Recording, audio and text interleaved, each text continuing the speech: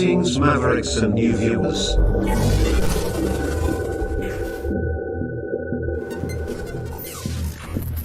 Tonight, direct and live from the Maverick News Network World Studios. This is Maverick News with Rick Walker.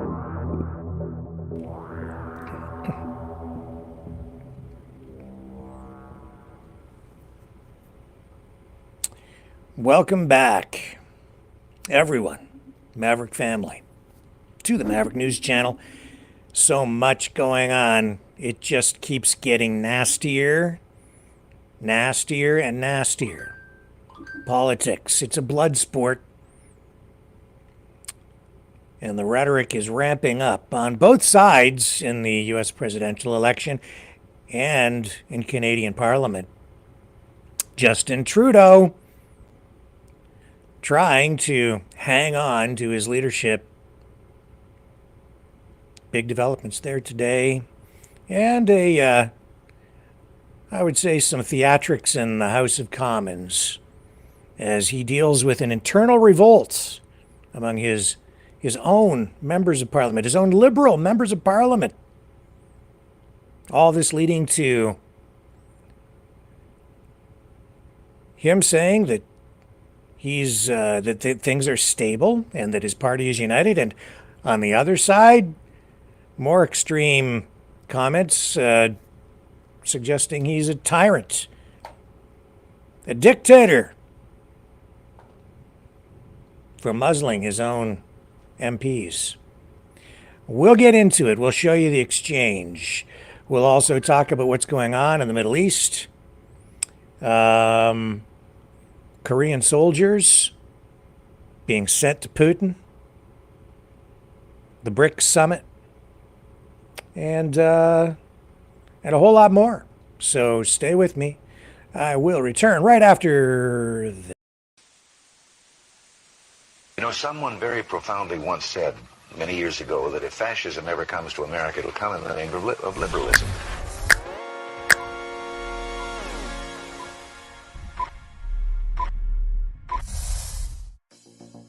Well, I think it's time we ask ourselves if we still know the freedoms that were intended for us by the Founding Fathers.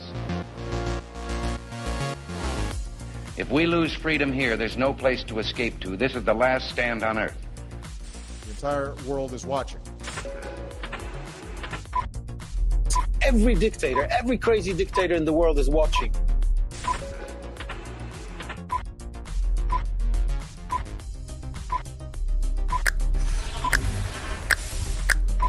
The world is watching.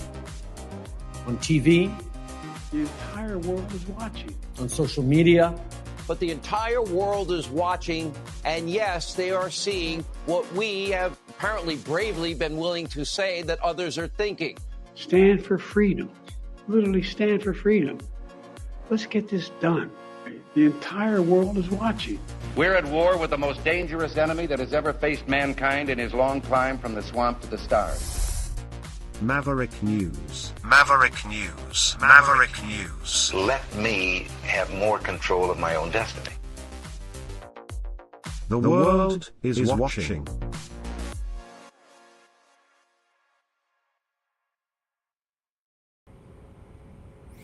We really need to start with what's going on tonight in Russia with the Ukraine war.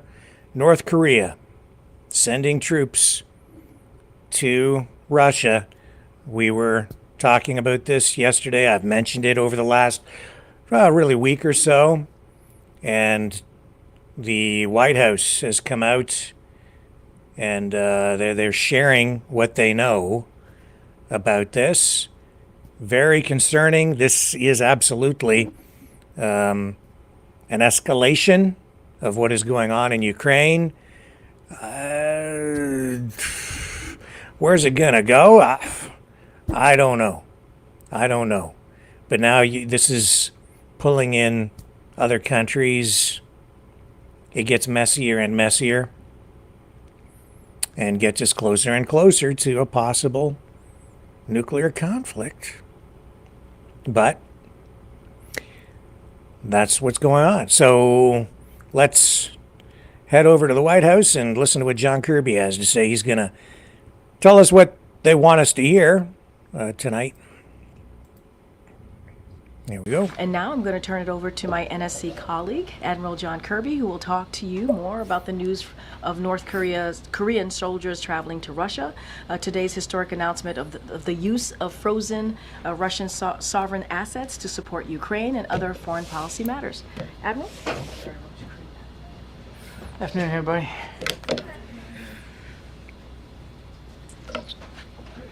So, just before I kick off on those issues, I do want to start by extending our thoughts to the victims of the horrible terrorist attack in Ankara, Turkey this morning. Our prayers are with all of those affected and their families, and of course also the people of Turkey at this very difficult time. Now, Turkish authorities, as they've said, are investigating this as a possible terrorist attack. And while we don't yet know the motive or who is exactly behind it, we strongly condemn this act of violence. Now, I think as you have all heard earlier this morning, we have seen the public reporting indicating that North Korean soldiers are traveling to Russia to fight against Ukraine. We're working closely with our allies and partners to gain a full understanding of this situation, but today I'm prepared to share what we know at this stage. We assess that between early to mid-October, North Korea moved at least 3,000 soldiers into eastern Russia. We assess that these soldiers traveled by ship from the Wonsan area in North Korea to Vladivostok, Russia. These soldiers then traveled onward to multiple Russian military training sites in eastern Russia, where they are currently undergoing training. We do not yet know whether these soldiers will enter into combat alongside the Russian military, but this is certainly a highly concerning probability. After completing training, these soldiers could travel to Western Russia and then engage in combat against the Ukrainian military. We have briefed the Ukrainian government on our understanding of this situation, and we're certainly consulting closely with other allies, partners, and countries in the region on the implications of such a dramatic move and on how we might respond. I expect to have more to share on all of that in the coming days. For the time being, we will continue to monitor this situation closely. But let's be clear. If North Korean soldiers do enter into combat, this development would demonstrate Russia's growing desperation in its war against Ukraine. Russia is suffering extraordinary casualties on the battlefield every single day, but President Putin appears intent on continuing this war. If Russia is indeed forced to turn to North Korea for manpower, this would be a sign of weakness, not strength, on the part of the Kremlin. It would also demonstrate an unprecedented level of direct military cooperation between Russia and North Korea, with security implications in Europe as well as the Indo-Pacific. As we have said before, Russia's cooperation with the North Korean military is in violation of multiple UN Security Council resolutions which prohibit the procurement of arms from North Korea and military arms training. This move is likewise a violation. In President Biden's direction, the United States continues to surge security assistance to Ukraine. In just the past week, which I think you've seen, the United States has announced more than $800 million in security assistance to meet Ukraine's urgent battlefield needs. Now, looking ahead, the United States is on track to provide Ukraine with hundreds of additional air defense interceptors, dozens of tactical air defense systems, additional artillery, significant quantities of ammunition, hundreds of armored personnel carriers and infantry fighting vehicles, and thousands of additional armored vehicles, all of which will help keep Ukraine effective on the battlefield. And in coming days, the United States will announce a significant sanctions tranche targeting the enablers of Russia's war in Ukraine located outside of Russia. The Ukrainian military continues to fight bravely and effectively, and President Biden is determined to provide Ukraine with the support that it needs to prevail. To that end, the president announced today that of the $50 billion that the G7 committed to loan Ukraine back in June, the United States will provide a loan of $20 billion. The other $30 billion in loans will come from a combination of our G7 partners, including the European Union, the United Kingdom, Canada, and Japan. Now, this is unique. Never before has a multilateral coalition frozen the assets of an aggressor country and then harnessed the value of those assets to fund the defense of the aggrieved party, all while respecting the rule of law and maintaining solidarity. These loans will support the people of Ukraine as they defend and rebuild their country. And it's another example of how Mr. Putin's war of aggression has only unified and strengthened the resolve of G7 countries and our partners to defend shared values. And yep, that's it. Thank you. Sorry, I had an extra page in there and I wasn't sure where it was going.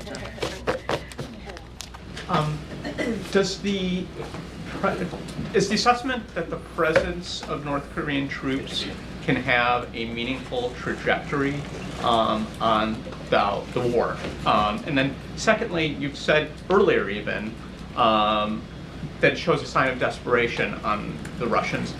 But does it also demonstrate North Korea's commitment to this burgeoning alliance with Russia? And is that in and of itself of broadening and discouraging concern for America? So on your first question, too soon to tell, Amr, what kind of an impact these troops can have on the battlefield, because we just don't know enough about what the intention is in terms of using them. So I think that's why I said at the top we're going to monitor this and watch it closely. To your second question, yeah, absolutely. As we've also said, yes, I've called this a sign of desperation and a sign of weakness. And it's not like Mr. Putin's being very honest with the Russian people about what he's doing here. I mean, Mr. Peskov, his spokesman just the other day, denied knowing anything about it. But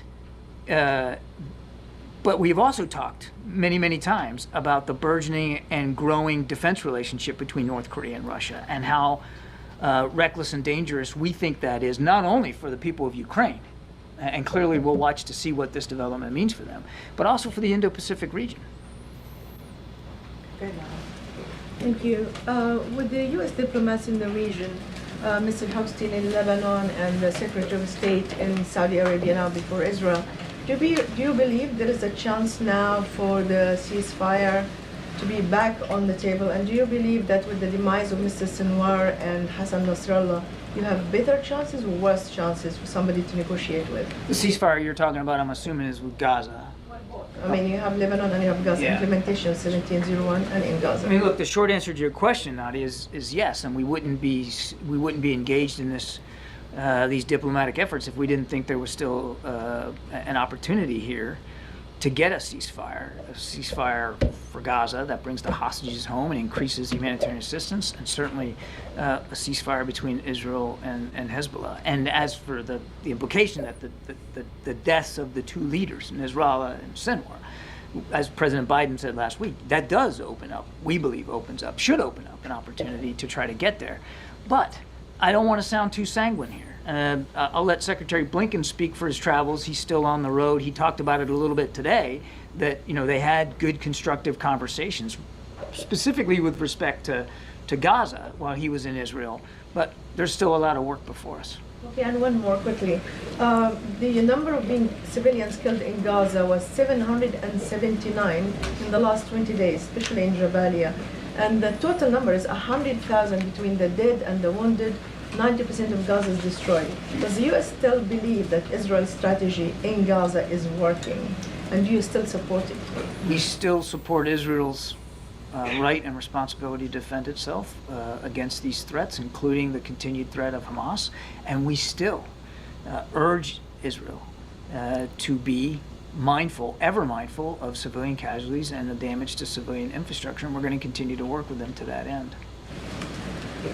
Has the U.S. made an assessment about the type of weapons training or what type of training the North Korean soldiers are undergoing in Russia that could potentially be used in Ukraine? And does this represent a new type of an agreement in terms of an information sharing agreement between the North Koreans and the Russians?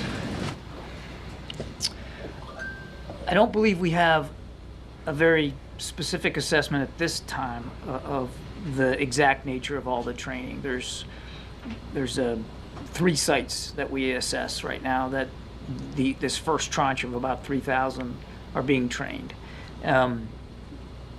I think I could go so far as to say that, at least in general terms, it's basic kind of combat training and familiarization. I think I could go as far as that and no further. But as I also said, we're going to monitor this and watch this closely. And obviously, if we have more information that we can share with you, we certainly will. To your second question about information sharing, as I've said before in answer to Amr, we have been watching this relationship grow and deepen now for many, many months. And the question that we're asking ourselves, and we don't have an answer for right now, is what does Kim Jong-un think he's getting out of this? And so you talked about information sharing. I mean, maybe that's part of this. Maybe it's technology. Maybe it's capabilities. We don't have a good sense of that, but that's what's so concerning to us is not only the concern for the impact on the war in Ukraine, but the impact that this could have in the Indo-Pacific with Kim Jong-un benefiting to some degree. Can you talk about that just briefly? Like, how significant is this for the U.S. allies in the region and the U.S. as a whole? It could be significant. Again, we don't know enough right now. So when you say region, I think you mean Indo-Pacific. Until we have a better sense of what the North Koreans at least believe they're getting out of this, as opposed to what they actually get, it's hard to know and to put a metric on exactly what the impact is in the Indo-Pacific. But it is concerning. It's been concerning. Certainly this development, this willingness of Kim to literally put skin in the game here. Soldiers in Russia for the potential deployment, and we haven't seen him deployed, but for the potential deployment, certainly would connote an expectation that he thinks he's getting something out of this. You mentioned that the U.S. is discussing how we would possibly respond. What are the possibilities for how the U.S. could respond to this? Well, for one thing, we're going to continue to surge security assistance, as I just mentioned in my topper. And you're going to continue to see, the president has made it clear that we're going to continue to provide security assistance all the way up to the end of his administration for sure. So you're going to see that continue to flow, and we're talking to allies and partners about what the right next steps ought to be. I'm not at liberty today to go through any specific options, but we're going to have those conversations, and we have been. And China is a critical trading partner to North Korea. What's the U.S. assessment for how China is looking at all of this? We don't know how President Xi and the Chinese are looking at this.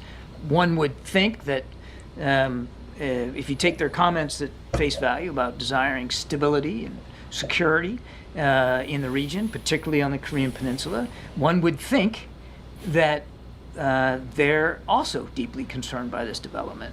But you can expect that we'll be communicating with the Chinese about this, and certainly sharing our perspectives to the degree we can, and gleaning theirs. And local South Korean press is reporting that according to intelligence, these troops, North Korean troops, lack understanding of modern warfare, such as drone attacks, and it's anticipated there will be a high number of casualties when deployed to the front lines. Too soon to know. I mean, we don't really know what they're going to be used for, where they're going to, if they're going to deploy, where they're going to deploy, and to what purpose. I can tell you one thing though: if they do deploy to fight against Ukraine, they're fair game. They're fair targets. And the Ukrainian military will defend themselves against North Korean soldiers the same way they're defending themselves against Russian soldiers. And so the possibility that there could be dead and wounded North Korean soldiers fighting against Ukraine is absolutely real if they get deployed. Just to clarify something you said earlier about what Kim Jong-un possibly gets out of this, as far as you know, has he gotten anything in return? Well, I mean, from this particular move, I can't speak to that, MJ. I don't think we have seen any specific, quid pro quo with respect to this provision of troops.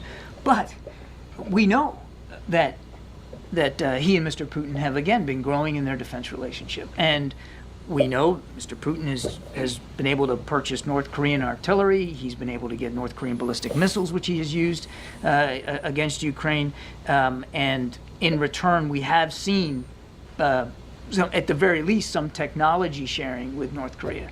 But what this particular development means going forward, we just don't know. We're going to have to watch that. And do you know if this came about because Putin specifically first asked for help, or whether it's that Kim Jong-un offered the help first? Don't know. Don't know what precipitated it, but I think it's important to remember that in the 3+ years that he's been fighting in and around Ukraine, Mr. Putin and his military has suffered 530,000 casualties. And as we're speaking today, he's losing casualties alone, not killed and wounded, 1,000 to 1,200 per day. Now, 530,000 is a lot. I mean, there were, in the American Civil War, there were like 620,000 killed. Just to put this into some perspective, this is 3 years fighting in Ukraine. 530 casualties is a lot. And he hasn't been fully transparent with the Russian people about this.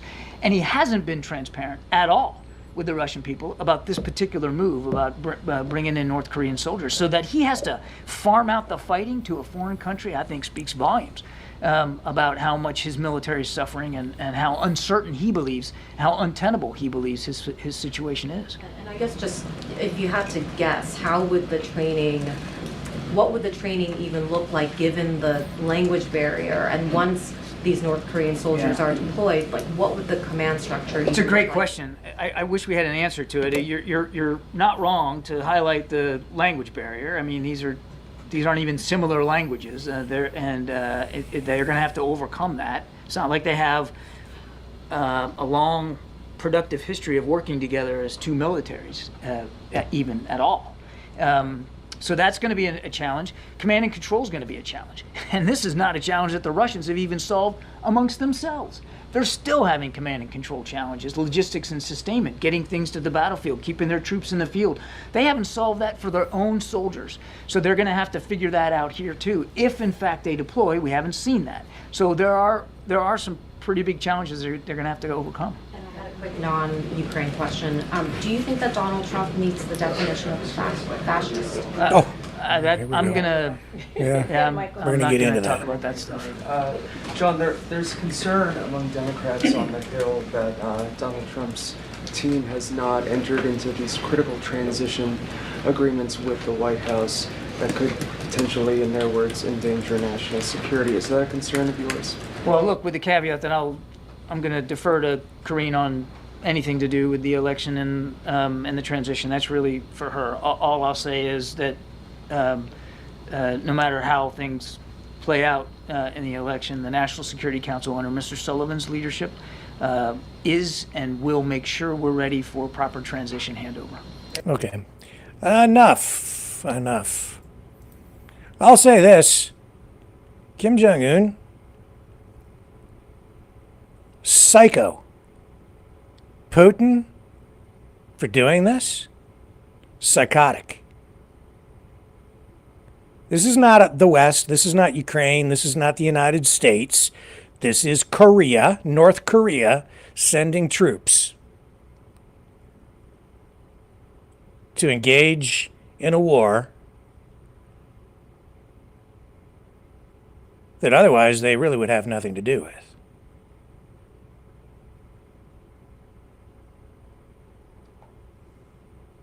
It's them. Simple as that. It's them.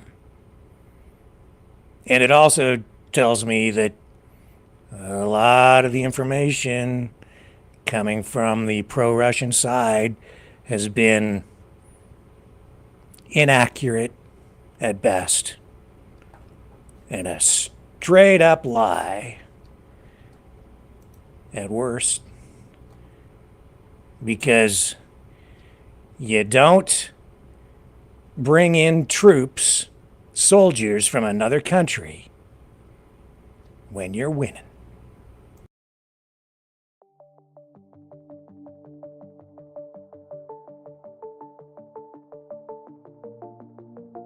Greetings, brave Mavericks.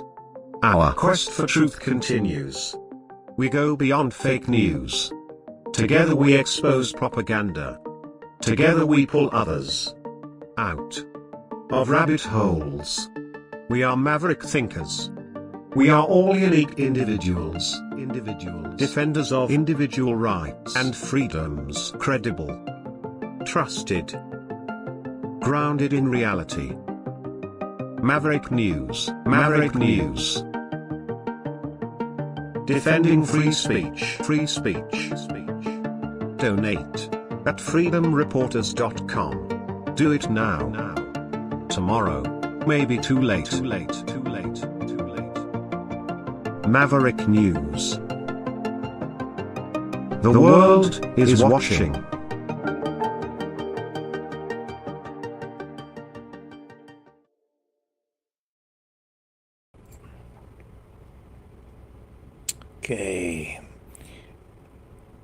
John Kirby touched very briefly on the apparent terrorist attack in Turkey.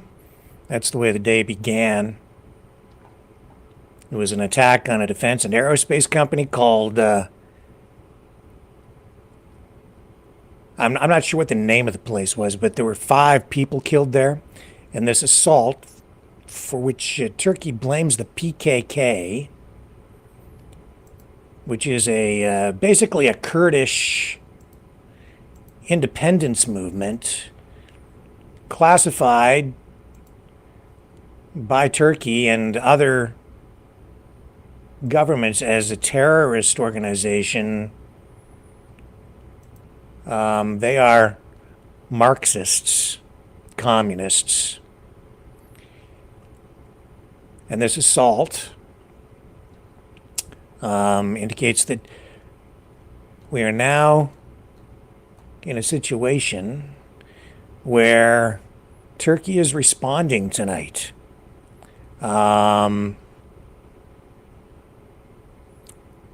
We have reports now from that region, that part of the world, that 30 airstrikes have now been carried out targeting Kurdish-held areas from northern Aleppo and that area in Syria and extending into northern Iraq. So these retaliatory strikes are not just a military response, but reflect Turkey's ongoing strategy to combat what it perceives as existential threats from Kurdish militants. This action comes at a time when Turkey has been navigating complex geopolitical waters with their involvement in even the BRICS summit ongoing this week, suggesting a broader play, I guess, for influence in the Middle East and beyond that. The international community has taken note of this.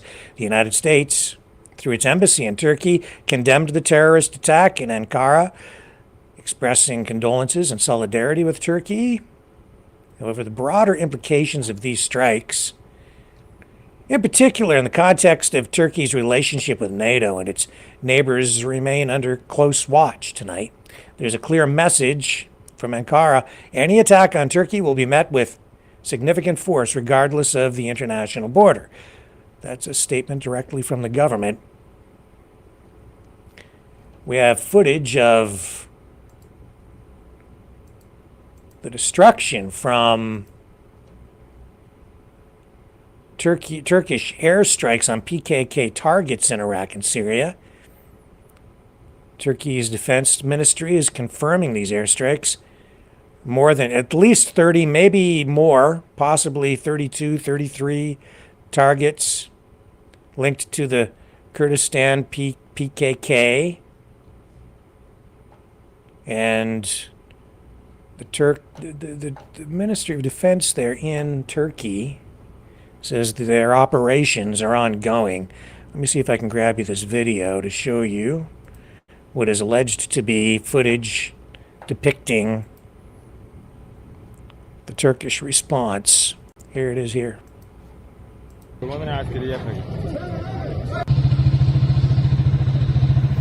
At least part of the response anyway. A very short video. Damage.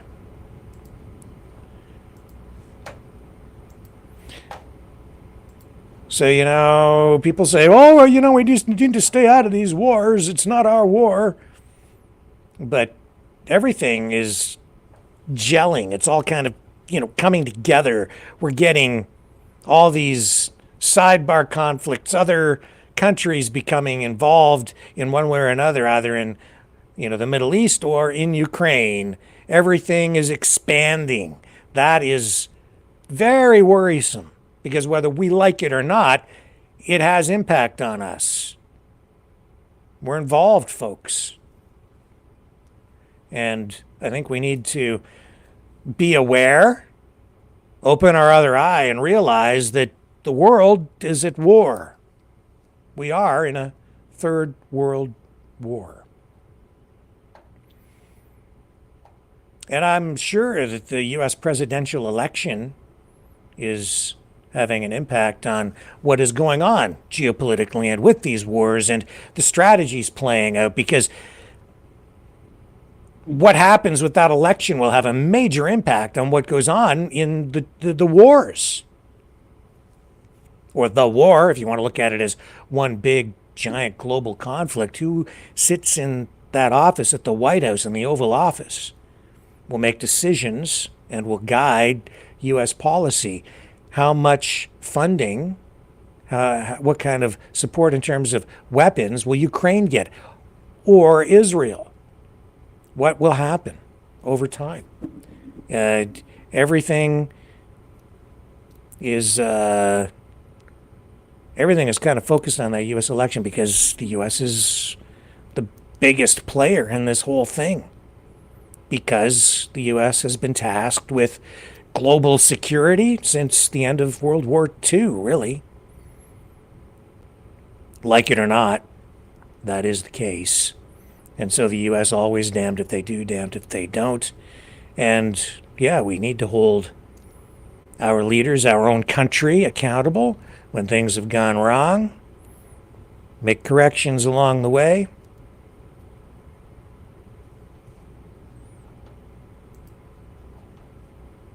But I'll tell you, it's not us doing this one. Not this. Not in Ukraine. Not that. That's right now. That's North Korea and Russia. But you know what? I'm not even looking in the chat. I know what's going to happen. A lot of people are just going to blame the United States for this anyway, or Canada, or Ukraine. It's their fault that Korea is sending troops. No. Kim Jong-un is freaking psychotic to do this. This just pushes the envelope even further. And it's pretty disgusting.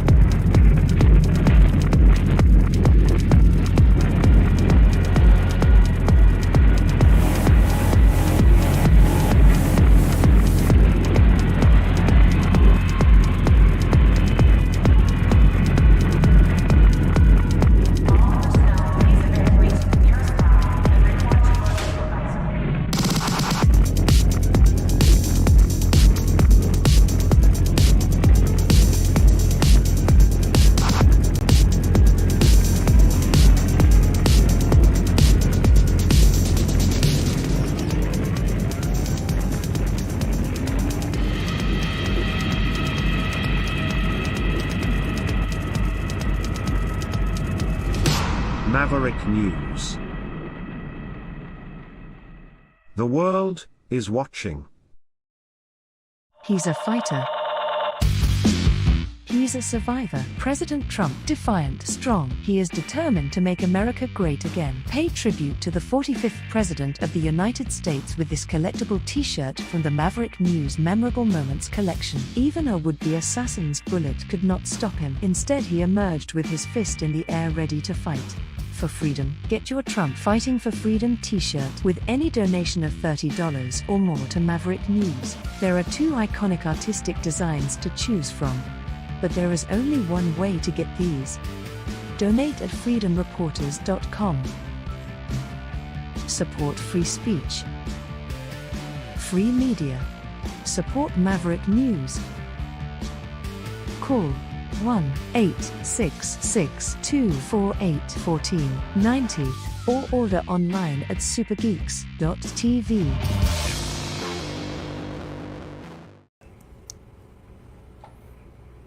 A lot of people focused on this BRICS summit. It's just concluded in Kazan, Russia, and this summit was not just another meeting. It was a statement of sorts from the BRICS nations: Brazil, Russia, India, China, South Africa, along with new members: Egypt, Ethiopia, Iran, Saudi Arabia, and the UAE. So this summit's expansion to include these 5 new countries does mark a significant broadening of the coalition's influence. I think Turkey was there as well, yes, but they're not actually a member of BRICS. This is Turkey is a country. Erdogan is a leader. He likes to kind of walk on the fence and stir things up. A little bit unstable himself, I would say. But today with that terrorist attack, you're seeing, again, complications geopolitically. Anyway, back to the BRICS summit. What has caught everyone's attention this year is the reaction from Western powers. Reports from sources, mainstream media outlets like BBC, and, mainstream media in the West as well. They've acknowledged that the Western strategy to kind of isolate Russia, particularly after these geopolitical tensions, has not really yielded the desired results.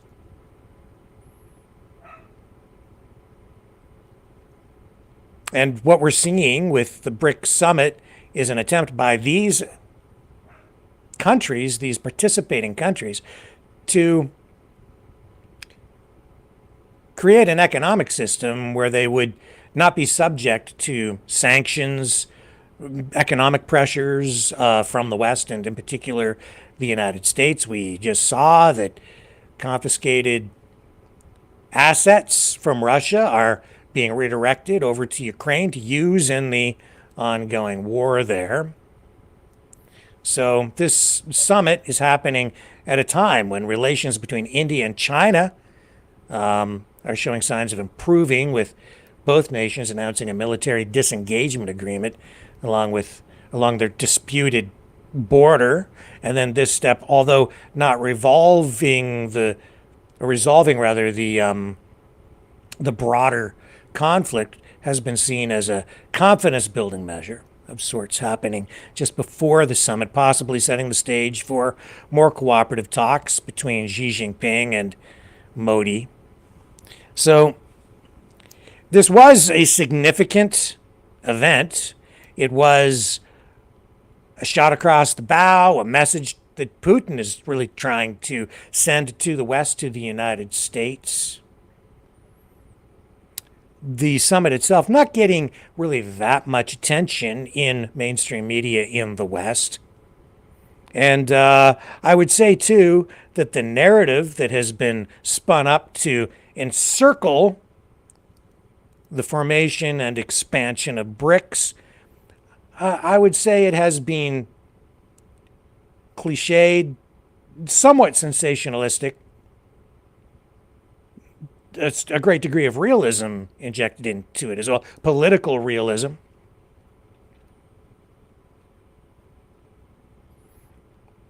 But the West is still resilient, and along with the pro-BRICS narrative that is being spun and laid over the summit and just the ongoing effort to build up BRICS, you have this negative campaign ongoing, this negative information propaganda campaign essentially underway in the West, I would say, to undermine confidence and support, even trust in our financial institutions here in the West, in the economy, in the government's policies toward the economy. Of course, everybody can constantly worried about the economy anyway, and right now the economy not as robust in the West as some people would hope. But today we also saw in Canada interest rates cut.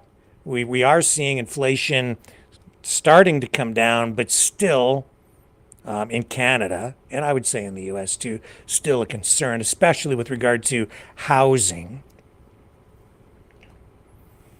But the thing, is I think it's important for us all to just keep this stuff in some sort of perspective. Gold prices, yes, they've hit a new high nominally. It's about $2,700. That's a reflection of inflation, too much money printing, which is the result of government policy, in particular during the pandemic. There's a delayed effect from that, and that's really what we are experiencing now. It's time to pay back, essentially, that free money that was printed without a corresponding amount of economic productivity increase at the time. So prices go up. More demand because people have money, less supply, prices go up, and there's the delayed effect of all of that. The money is still in circulation, that money supply, so we're paying for it. Higher prices. Plus, couple that with ongoing, unprecedented high levels of immigration, and there's just more and more demand for housing. And governments, especially in Canada, have not been able to keep pace with that. As a result, you've just got sky-high prices for homes. That being said, the West is still very resilient. And yeah, we have high levels of debt, but we have also new financial tools to combat that. And we'll look into what's going on with BRICS and how it will interplay with the Western economy in the nights ahead. Because as much as it's being set up as a diametrically opposed, I would say, economic assault on Western economic dominance, it's not as simple as people think. It's not just going to be a simple matter for these BRICS nations to sort of get together, start to trade with each other, and then just take down the West. It's not going to happen that way because some of those countries, in particular China, which is the most, I guess the most prosperous, the biggest economic power in the group, they're the king, and they don't want to jeopardize their trading relationships with the West, especially with the United States and Canada, because these markets are critical to their survival. They don't want to just destroy it. So even as they set up BRICS, BRICS is still integrated into the world economy. It is global. It's just not going to be that simple for these countries to tear it all down. It just won't be. Now, you can get together and, as we've seen, push to have the US dollar maybe unseated as the world reserve currency, but even now, the BRICS nations, I think, account for about 40-45% of the world population. Economic output, though, because you're dealing with a lot of countries that are not yet developed economically and are nowhere near on par with G7 countries in terms of technology and economic output. So these BRICS nations and these countries, they really only represent about 30 to 37% of economic output. That means Western economies are still dominant. Things can change over time, but even with that dynamic in place, you look at those numbers just in terms of output from each country, gross domestic product, and then you look at the integration that's there and the interdependence of all these countries with each other. And it's going to be complex. And that means we ain't going nowhere, even though I think people need to wake up and understand that this is not friendly.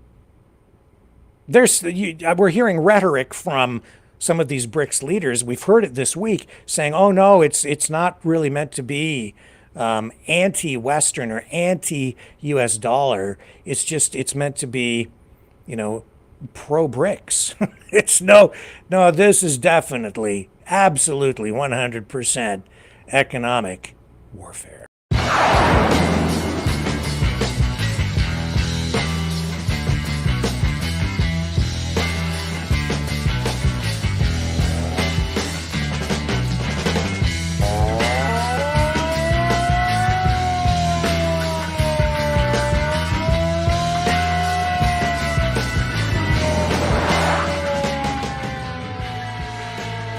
Maverick News. Fighting for freedom. Go ahead, shoot the messenger if you want. I know some of you want to, just because you want Russia to win and you want our country destroyed. I'm not even looking in the chat, and I can predict that there's some people in there right now who want to take a gun and blow my brains out just because I've said these things. But it's true. I'm just telling you what's happening. It's true. Speaking of someone with a gun tried to shoot somebody, have you heard the 911 call at a Butler? Let me see if I can find it here for you. Yeah, it's been released. I had it here. Where did it go? I'm sure we've still got it.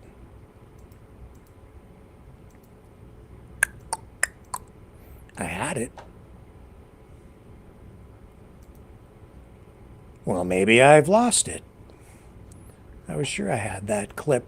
I want to get it for you here. I'm going to find it again because I hadn't heard this call before. And they've released the call, apparently. Well, I know they did because I heard it. Here it is here. Okay. I'm going to drag this back. Now, I'm going to pull this from NBC because they've got it up. And I know there's a lot of interest in the investigation into all of that, where Trump was shot in the ear. Okay, here we go. Gunshot at the Trump rally. Yep, Gunshot. the police are on the way. Well, you better get over here quick. We're at the Trump assembly, and there's a guy shooting. Okay, He's been shooting up the place. Okay. Somebody passed out. There's been a shooting. Okay, where is the person that needs an ambulance at? Right here, right in the green section.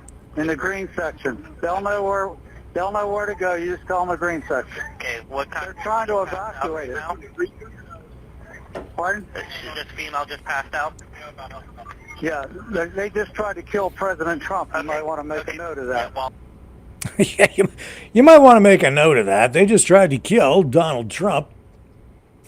Okay. Yeah, thanks for the call. We'll be right over. Wow. It is getting nasty out there. I mean, we're in the final stretch here now for this election. And I don't know. I think I'm hearing some people predict a landslide for Trump. And there are people out there trying to spin that narrative that Kamala Harris is stumbling. I don't think so. I think it's still a nail biter. I think it's really, really close. I think Trump has gained some ground since the debate in the polls, for whatever they're worth. But I think these people talking about a landslide one way or the other, anybody that really is going to tell you that they know what's going to happen, I don't really think they know what they're talking about, because I think the only truth in this scenario is that nobody really knows because it's so darn close. Oh, speaking of close elections, out in British Columbia, that provincial election out there happened, it was on the weekend, I guess? Yeah, I think it was on the 19th was the election.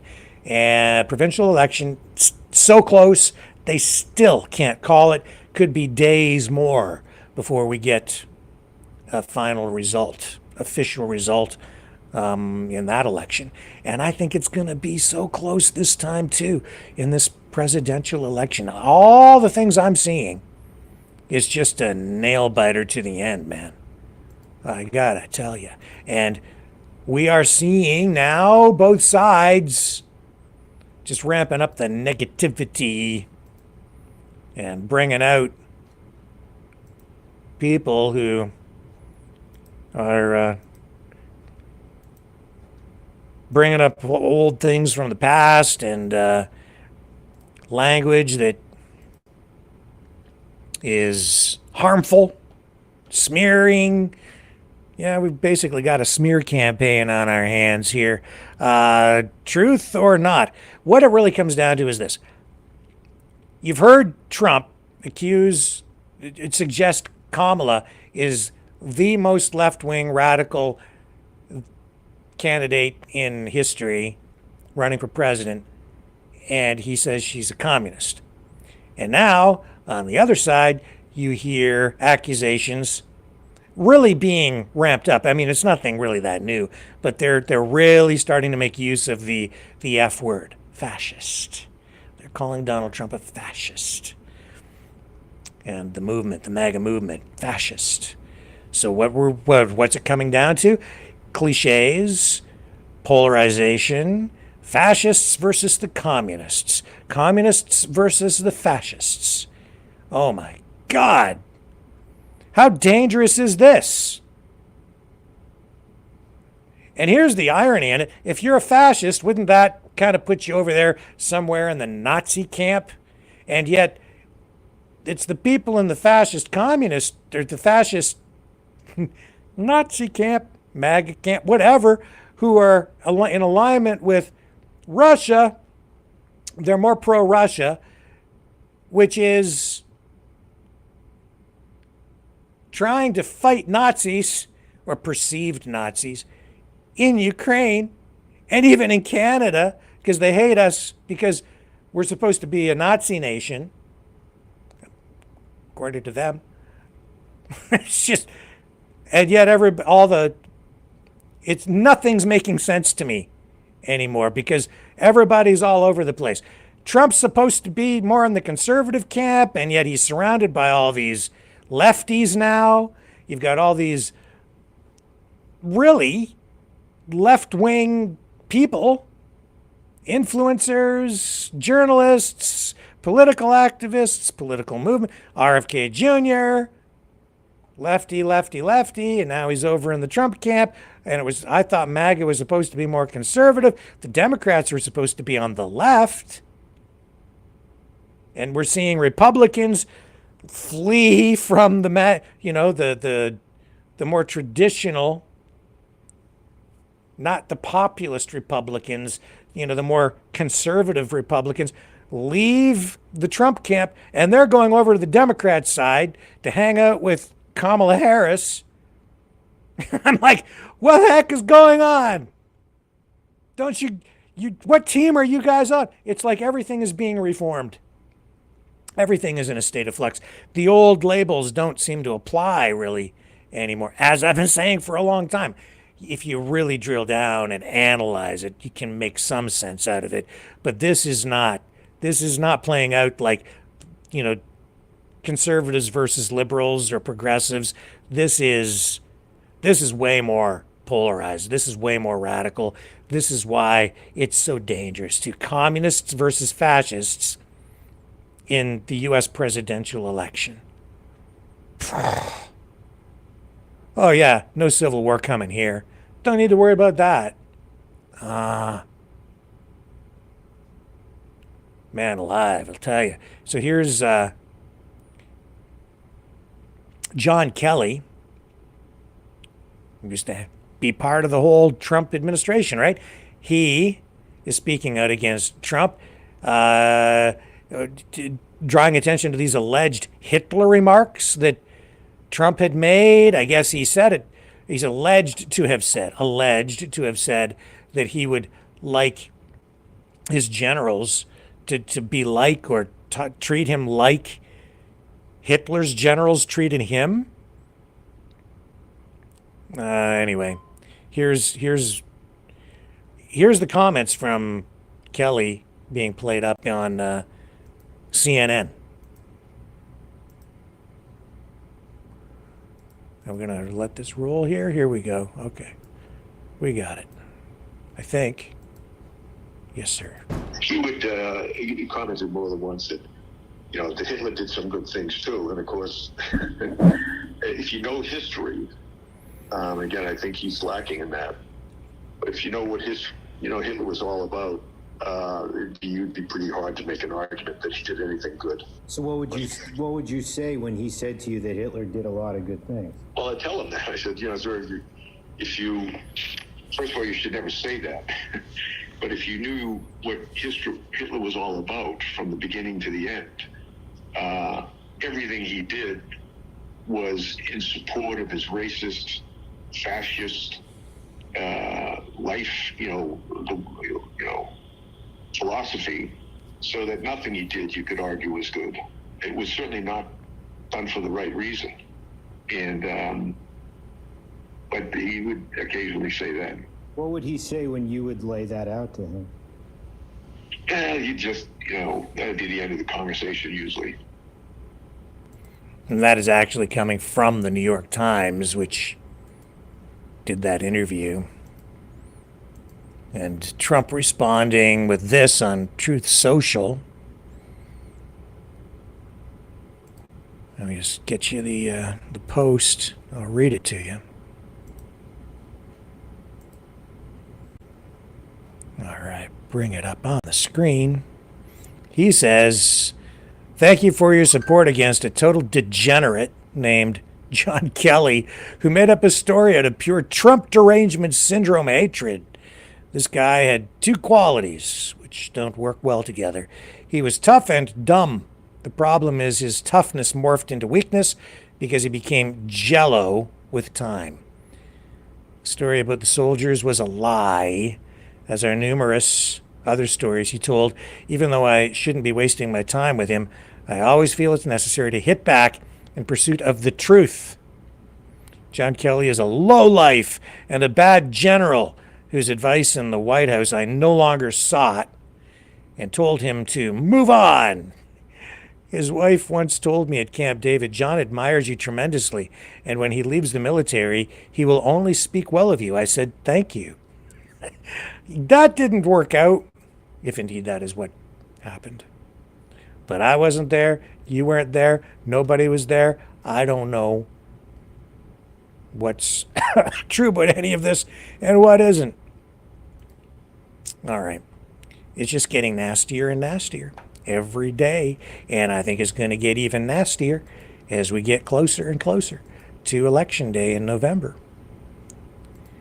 Kamala Harris, I think she realizes that she needs to turn up the heat on Trump because I think she is losing ground. I think it's still very, very close from all the polling I'm seeing, but she needs to shore things up. And so today, she did indeed do just that. She held a news conference, made reference to these comments coming from Kelly. Let's go to that. We'll show you what she had to say.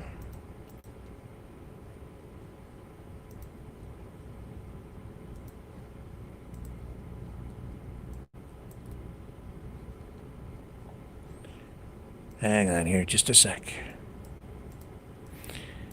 Okay, the system. Just a little clunky to get this clip up.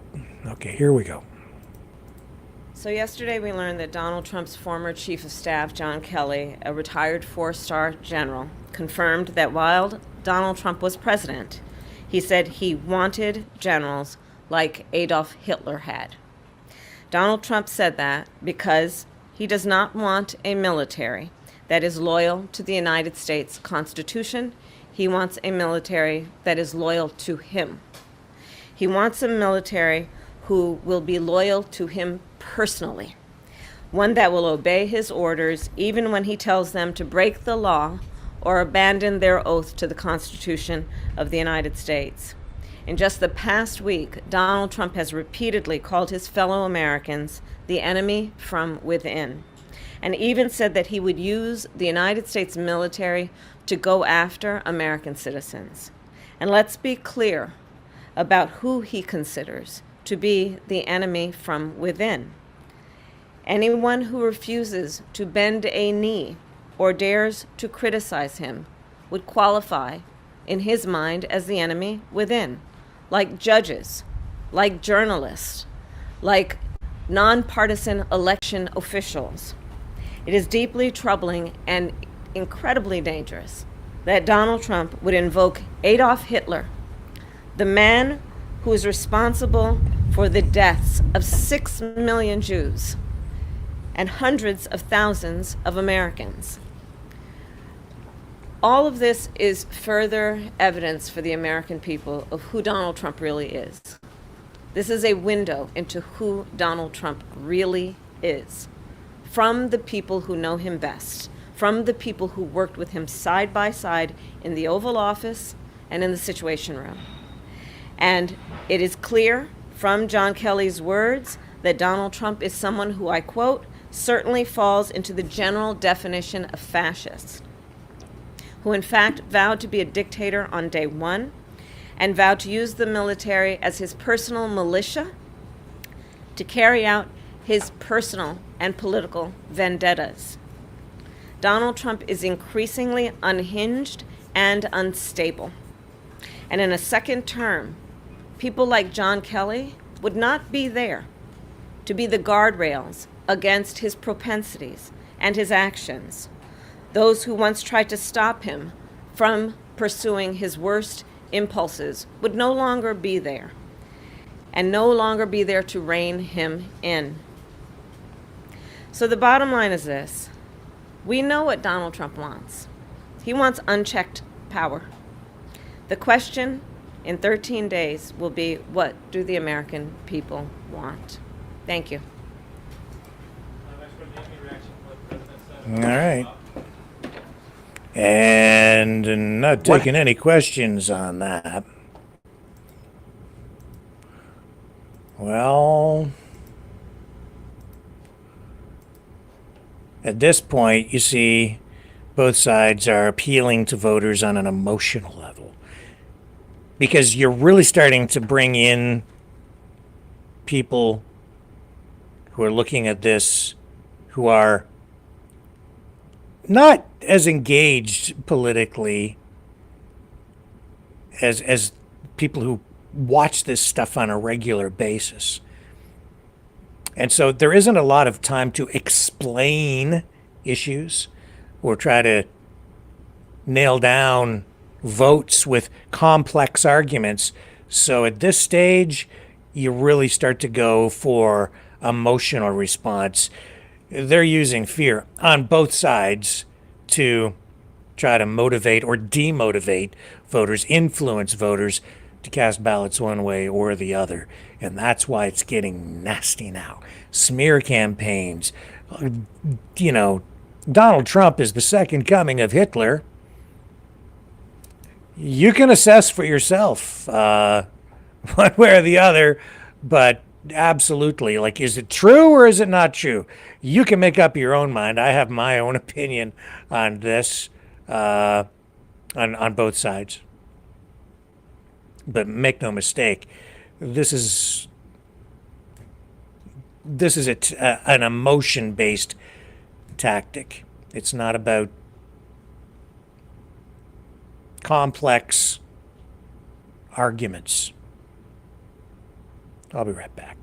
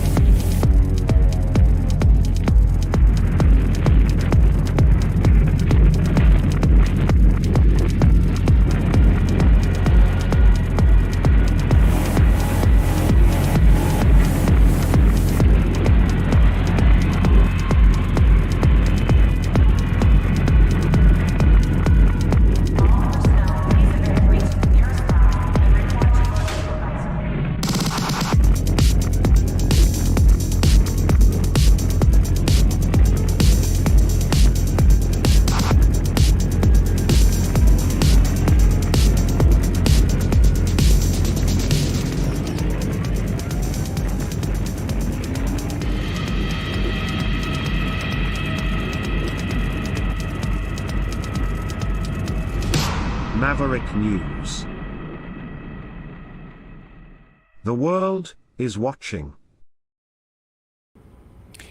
It isn't just getting nasty, it is getting complicated too, because of things like Elon Musk's $1 million a day giveaway.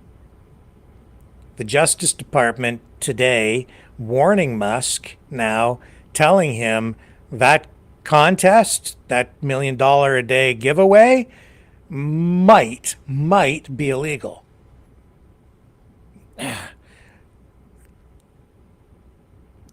You can see how this alone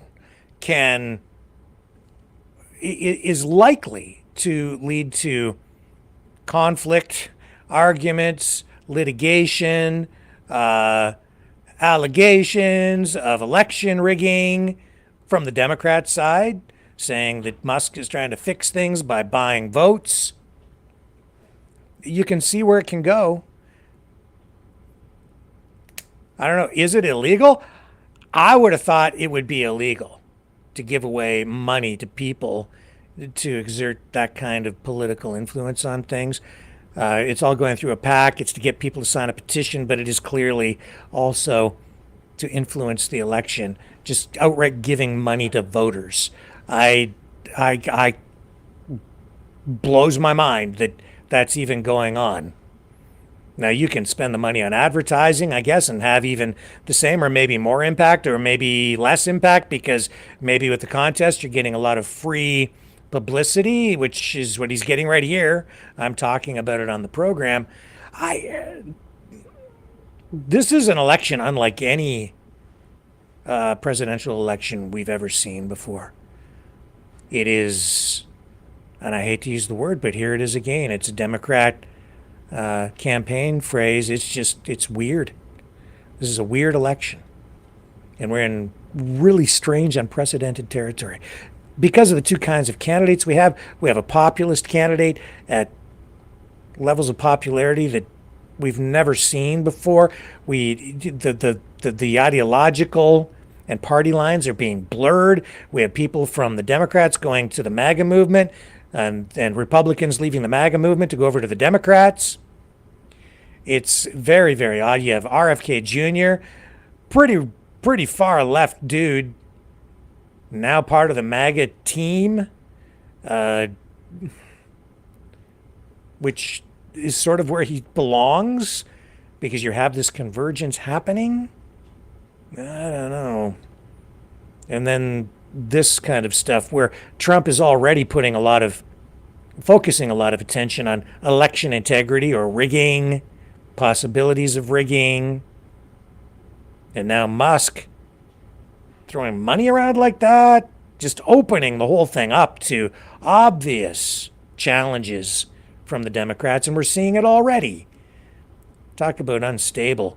Whatever the outcome, I think we're going to get real instability on the other side. It's not looking good. The one thing I am a little bit surprised about, though, in this election is that we're not seeing more unrest in the streets in the United States. I thought we would have been seeing a lot more. It might be possibly an indication that Kamala Harris is doing better than most people realize, because I go back to the previous two elections with Trump, and there was a lot of unrest in the streets, things being burned, violence. Not so much this time, not as much. It surprises me. I was expecting a lot, but maybe I'm speaking too soon. It's not over yet.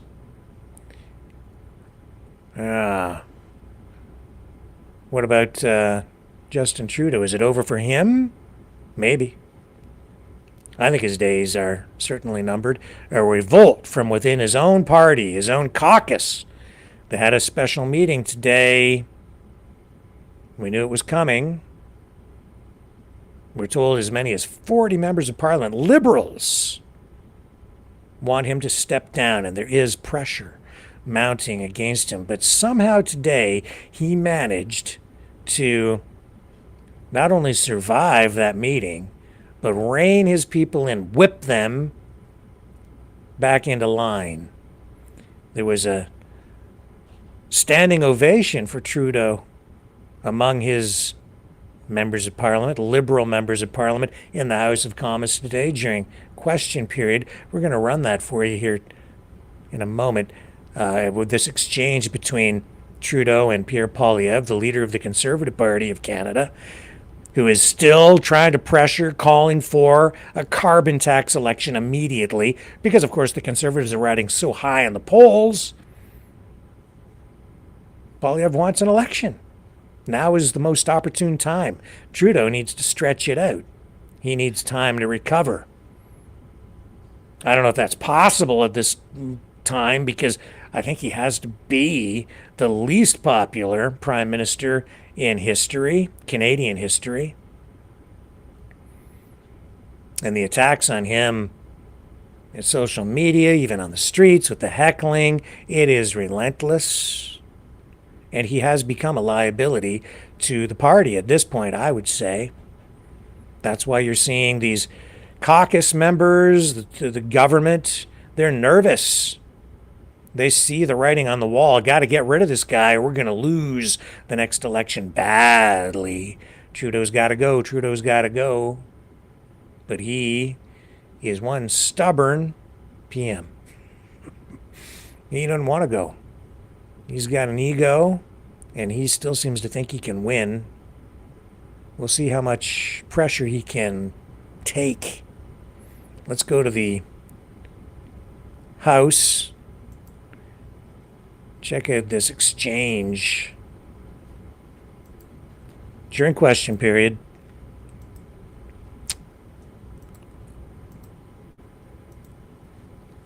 It's entertaining, if nothing else, but I think Trudeau is delusional. If I don't think he realizes how much trouble he is in within his own party, and I don't think he realizes how badly he's going to lose if he sticks around. Now, you can't ever completely count them out. These Liberals, they have a powerful election machine behind them, and a legacy of being, the party that has most often ruled in the country. So he wants to stick it out. He thinks he still has a shot. If the election were held today, we would have a landslide Conservative victory. No question about it. The Conservatives are that far out in the polls, far ahead. But here's the exchange today. Check it out. Questions orales, oral questions. The Honourable Leader of the Opposition.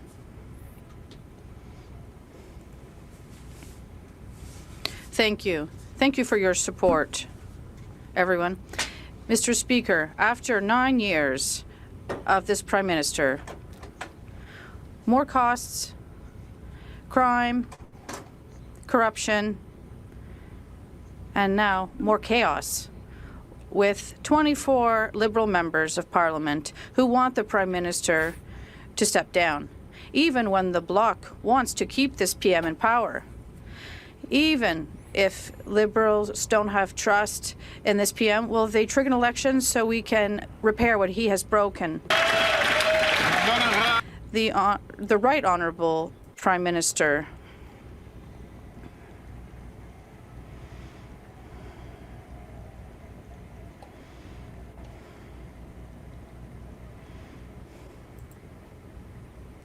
Look, Mike's muted, Mr. but Speaker.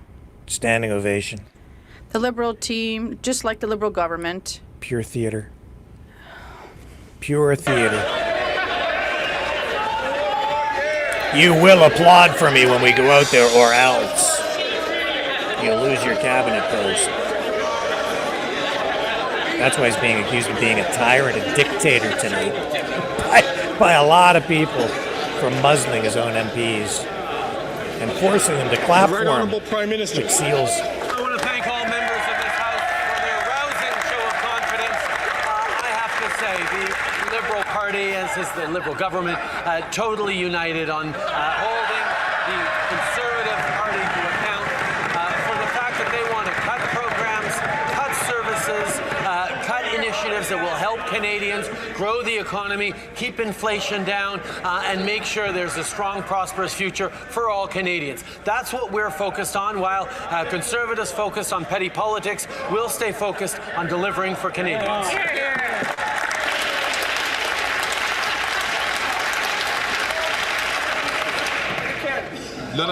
The Honourable Leader of the Opposition. That was a question in French, by the way, Mr. Speaker. 24 Liberal members recognize that this Prime Minister is not worth the cost, the crime, the corruption, and now the chaos. Finally, today, they needed to muzzle half of these members at the caucus, forcing some of them to go to the bathroom to send text messages to the journalists telling them what's going on at the caucus. The Liberal members know what Canadians have already knew, that the Prime Minister is not worth the cost, the crime, and the corruption. When will the elections be? The Right Honourable Prime Minister. Mr. Speaker, while the Conservatives are concerned with division and personal attacks, we're focused on the fact that we have to deliver for Canadians, deliver dental care for seniors, deliver more daycare spots, deliver investments in a greener economy and creating jobs for the future. The Conservatives are offering austerity and cuts. That's not what Canadians need. We need a government to be here to invest in their future, and that's exactly what we're doing, because confident governments invest in their citizens, and that's exactly why our economy is improving so much.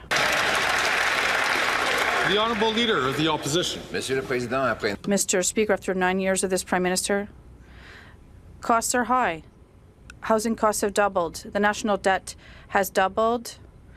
Housing costs are out of control, and the Parliament is paralyzed with corruption that the Prime Minister is trying to hide from Canadians. And now there are at least 24 Liberal members of Parliament who are saying that the Prime Minister needs to resign. In addition, immigration is out of control. He cannot fix what he's broken while he's facing a rebellion. Can he trigger an election right now? The Right Honourable Prime Minister. Mr. Speaker, all Canadians clearly see that the Conservative leader is only offering cuts and austerity and empty slogans.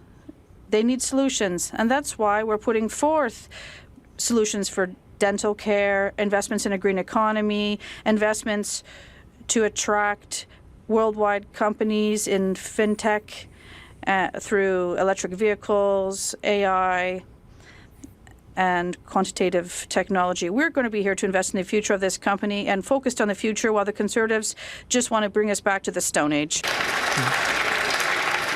The Honourable Leader of the Opposition. After 9 years of this NDP Liberal Prime Minister, costs up, taxes up, crimes up, and according to 24 Liberal MPs, time is up.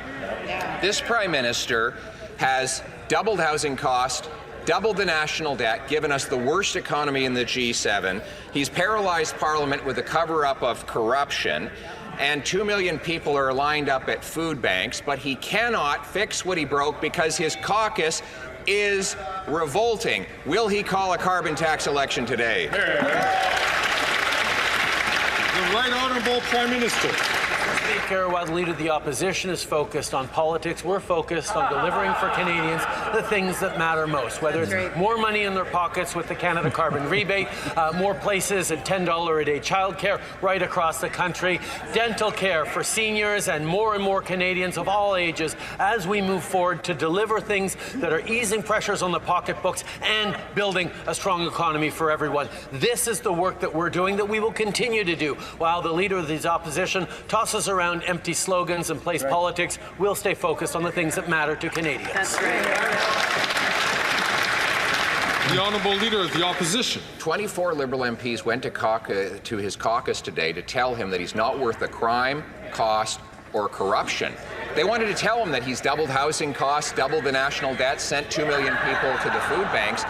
but he wouldn't let them. He silenced half of the dissidents. In fact, some were intimidated so much so that even Rosemary Barton, the Prime Minister's favorite journalist, said people don't have phones in the room, and some people are going to the bathroom texting us.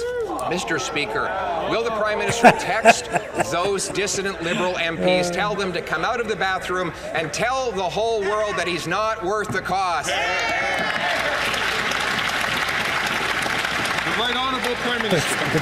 Speaker, in our caucus, people have always been free to speak their mind and have different perspectives. What is interesting, Hardly. Mr. Speaker, is nobody in the Conservative caucus seems to have spoken out when one of their members got an all-expenses-paid trip to an extreme anti-abortion church in Florida. Nobody spoke out. Well, one of the members on their front bench went and dined with white nationalists, far-right German nationalists, and nobody spoke up and is continuing to speak up when their leader refuses to get a security clearance so he can deal with foreign interference.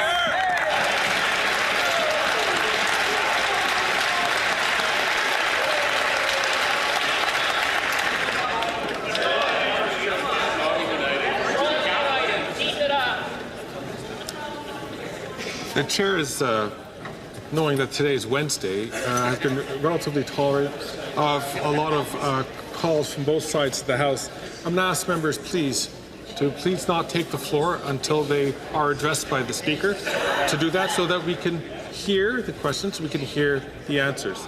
The Honourable Member for Belleuil-Chambly. All right, so enough of that. Blah, blah, blah, blah, blah, blah, blah, blah, wah, wah, wah, wah, wah, wah, wah, wah, as my wife would say.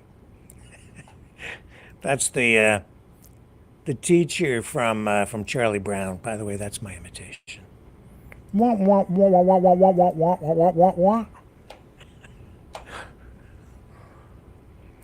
People complain about the House of Commons, and like they don't really deal with any really business, but it's entertaining. It is theater. It's political theater in there.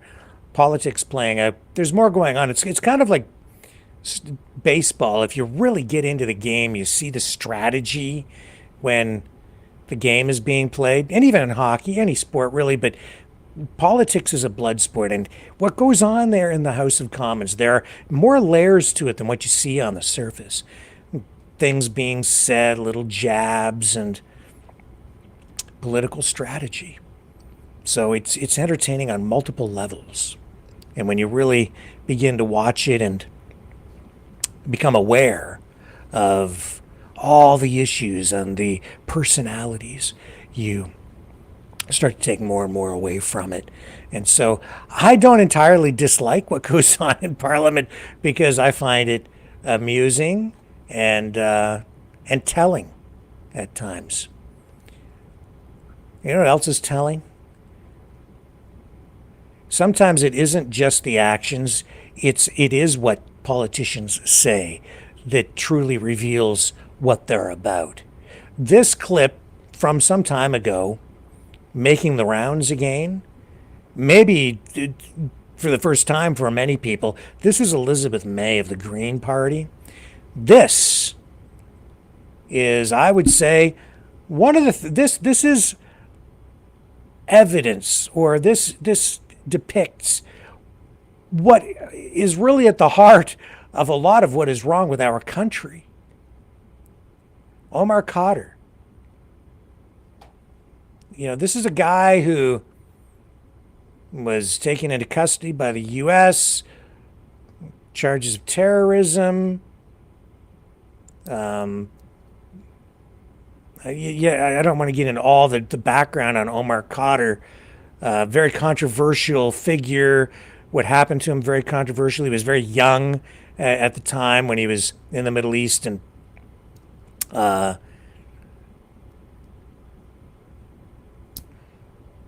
was involved in this conflict and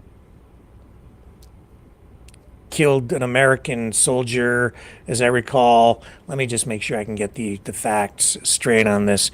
So I want to make sure I say the right thing about what it was that he did.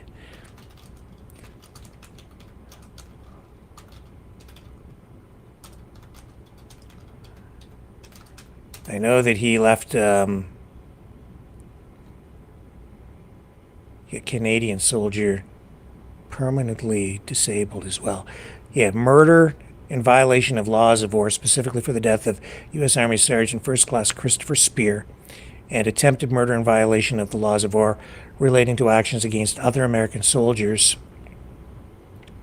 And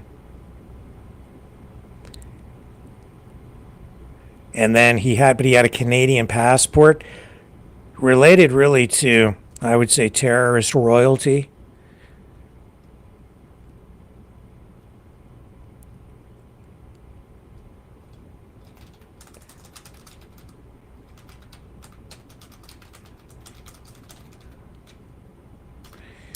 And he also, there was a Canadian soldier who was seriously injured by Cotter. Lane Morris lost an eye and suffered other injuries too as a result of what Cotter did in the Middle East, in Afghanistan. And he was in Guantanamo Bay, as I recall. Anyway, because he had a Canadian passport, brought back to Canada, and then the Trudeau government settled this court case and gave him, again, I'm going to look it up because I don't want to speak incorrectly.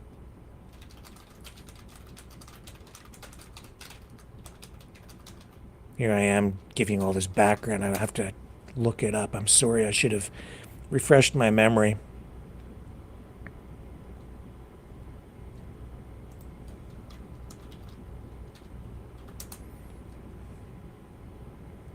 $10.5 million.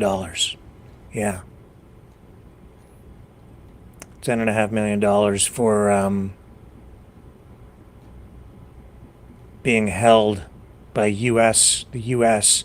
after the war in Afghanistan. I mean, there was a case that highlighted real issues concerning the treatment of minors, I guess, in conflict zones, because he was technically a minor at the time. And the U.S. was holding him, and I think it was basically suggested or alleged the Canadian government was accused of not going to bat for him as a minor to get him out of custody. And so as a result, he was given $10.5 million. Anyway, a lot of people not happy with that because Cotter killed U.S. soldiers. He left a Canadian soldier without an eye, suffered other life-changing injuries as well. Part of a much broader conversation and greater context. Well, anyway, just to get back to the point that I'm just getting at here, here's Elizabeth May, Green Party, lefty, at this dinner / fundraiser, whatever the hell it was at the time, and revealing her true self, I would say. This is somebody who has security clearance, has been given access to confidential information about compromised members of parliament who have been subjected to foreign influence. Maybe you've seen this clip, maybe you haven't. If you haven't, I think you'll find it shocking. I have. I think this is shocking. It's not very pro-Canadian, I'll say that. Well, you know what? Do you guys remember the theme song? Welcome back. Who knew Cotter was spelled K-H-A-D-R? Welcome back, Omar Cotter. It matters to say it. Welcome back, Omar Cotter. You're home. Doesn't it strike you as unusual? I didn't use up my time. No, you didn't. There's a lot unusual about your speech, Liz, but we're going to take off. Omar Cotter, you got more class than the whole fucking cabinet. Thank you. Well, you know what?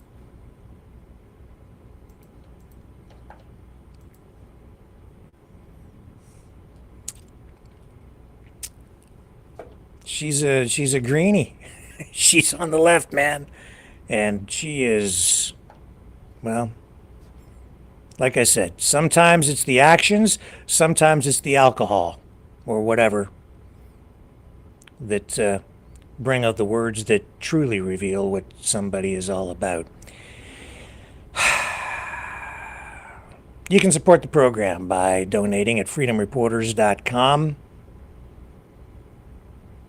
or at maverickdonations.com if you like what we do, even if you don't.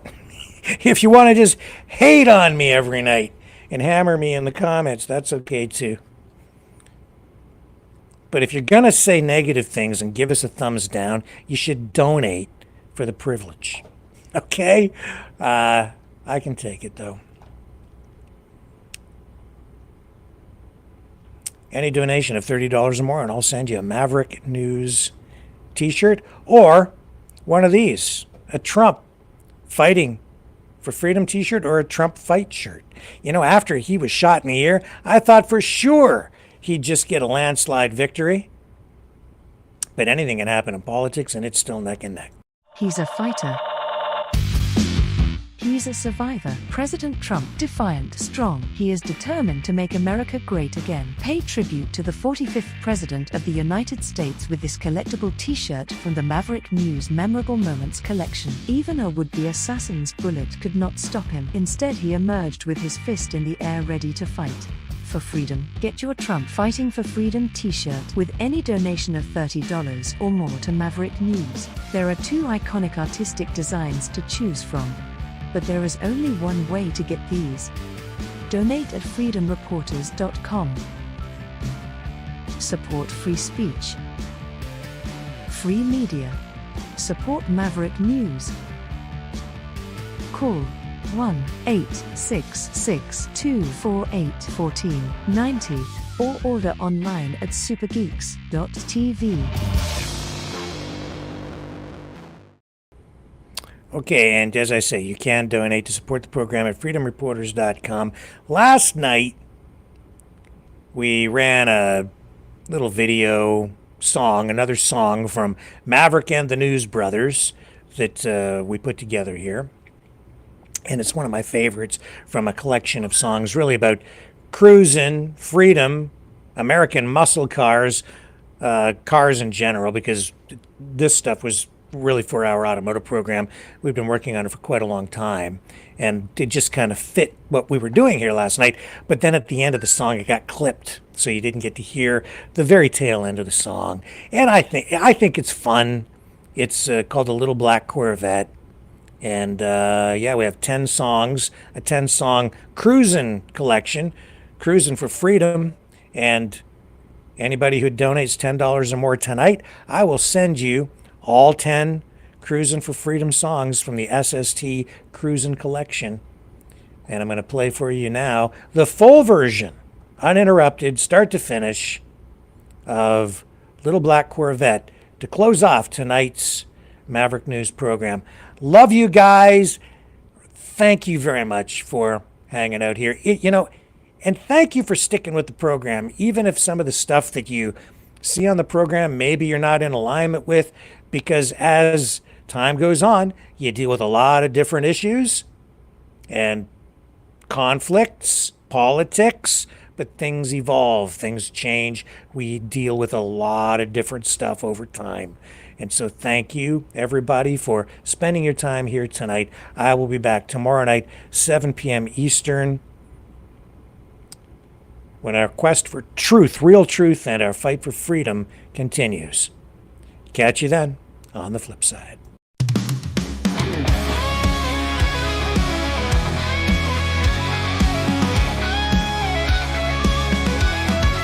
Well, she's sitting in the driveway all dressed in black. Got that slick paint, you know she got the knack. Chrome glimmers in the moonlight, like a star on the rise. When I slide behind the wheel, I feel alive. Oh, I can't deny. Got the little black vest, she's my midnight ride. Rolling down the highway with my girl by my side. Fast as a whisper, smooth as a dream. In my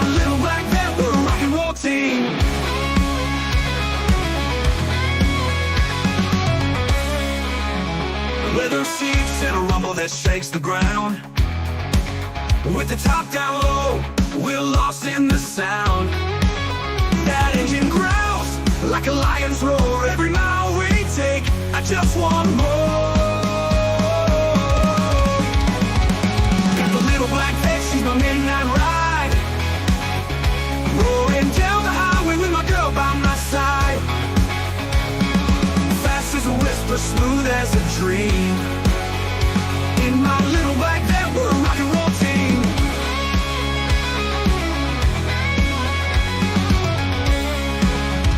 Oh, the world slows down when we hit that street. The wind in our hair can't beat me. With the guitar laying under the stars so bright. In my little black van, everything feels right.